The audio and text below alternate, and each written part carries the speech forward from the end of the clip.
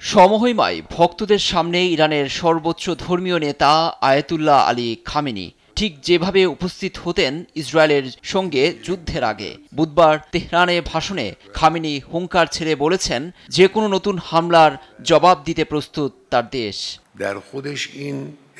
যুক্তরাষ্ট্রের দড়িতে বাঁধা কুকুর ইসরায়েল। ইরানের সামরিক বাহিনী এমন কুকুর ও ইহুদিবাদী শাসন ব্যবস্থার মুখোমুখি হতে প্রস্তুত। যুদ্ধে যুক্তরাষ্ট্রের বিরুদ্ধে আমাদের পাল্টা আক্রমণ ছিল খুবই কঠিন।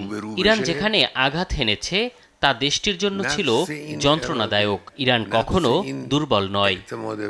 ইরান যুক্তরাষ্ট্রের ষষ্ঠ দফার পরমাণু আলোচনা ব্যর্থ হওয়ার পর আর কোনো অগ্রগতি নেই। তবে ইরান আলোচনার টেবিলে ফিরতে চায় বলে দাবি ট্রাম্পের।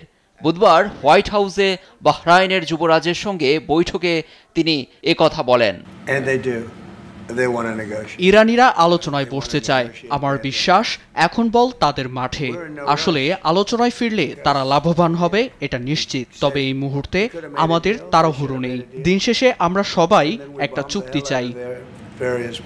সার্বভৌমত্ব ও মর্যাদা রক্ষায় ইরানকে সমর্থন অব্যাহত রাখবে চীন। বেইজিংয়ে ইরানি পররাষ্ট্রমন্ত্রী আব্বাস আরাকচির সঙ্গে বৈঠকে একথা বলেন পররাষ্ট্রমন্ত্রী ওয়াং ই।